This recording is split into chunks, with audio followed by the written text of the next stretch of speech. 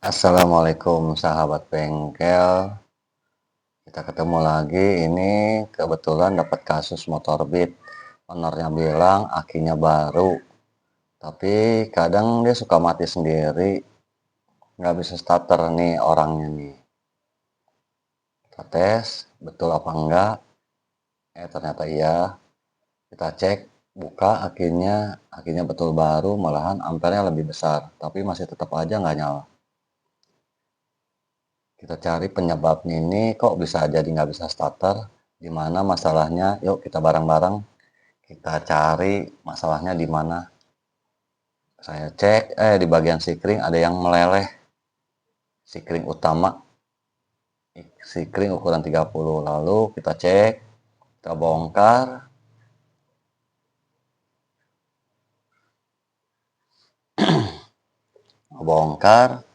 kita analisa di bagian box sikring, jalur mana aja yang berhubungan antara sikring yang utama itu kemana dia yang harus nyambung. Lalu supaya kita biar nggak bingung, kita tusuk pakai kawat jalurnya biar ketahuan yang sikring meleleh itu berhubungan dengan kabel yang mana atau plat sikring yang mana yang berhubungan. Setelah saya analisa, ternyata ada bagian relay yang di tengah, yang relay kaki 4. Relay kaki 4. Lalu kita tandain yang berhubungan sikring yang meleleh dengan relay. Kita tandain biar nggak salah masukin atau salah sambung. Nah, ternyata di bagian itu sikring itu berhubungan dengan yang itu, dengan relay. Nah, seperti itu. Lalu kayak gimana kita supaya bisa itu berhubungan lagi. Lalu kita ambil kabel, kurang lebih kita kupas dulu kabelnya, ambil bagian tembaganya aja. Kita coba dia maksimal atau tidak kalau kita sambung seperti ini. Kita coba dulu dengan cara seperti kita masukin lewat bawah atau lewat atas.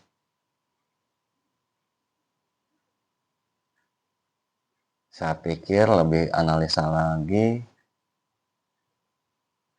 Saya coba lagi sambil saya analisa biar enggak untuk kemudian hari, biar dia enggak mati lagi atau meleleh lagi di bagian sikringnya. Oke, saya sambil center, sambil saya liatin apakah bisa diperbaiki atau hanya bisa kita pakai kabel ini. Kayaknya udah nggak bisa diperbaiki, kayaknya harus pakai metode kabel kita jumper.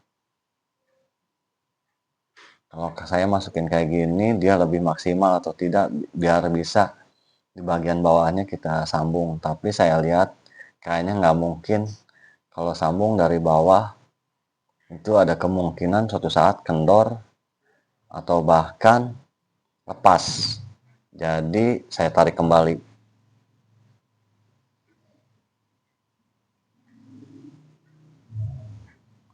Lumayan agak susah. Saya tarik.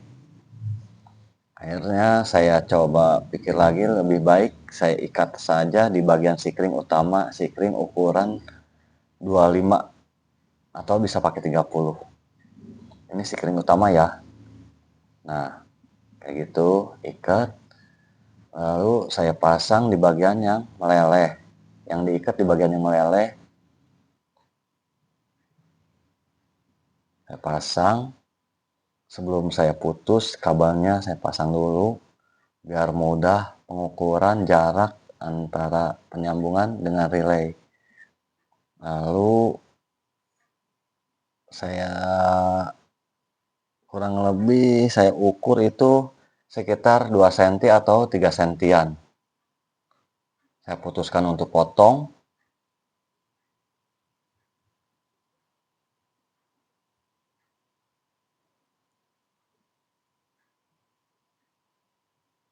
Lalu saya coba lihat dia agar tidak bersentuhan dengan kaki relay yang lain.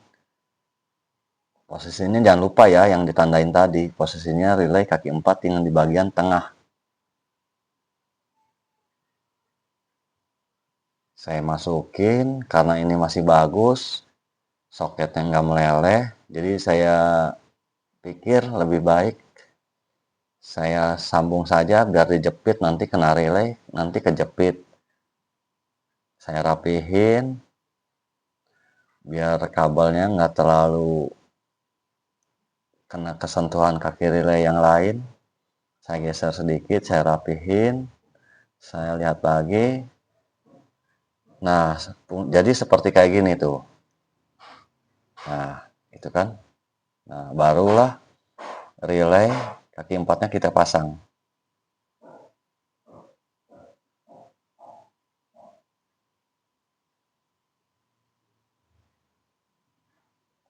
Oke. Nah, kita tes. Alhamdulillah.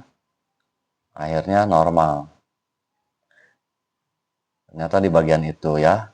Kalau kalian dapetin nemu kasus aki baru, tapi kadang mati, kadang hidup. Mudah-mudahan bisa bermanfaat. Cukup sekian. Terima kasih.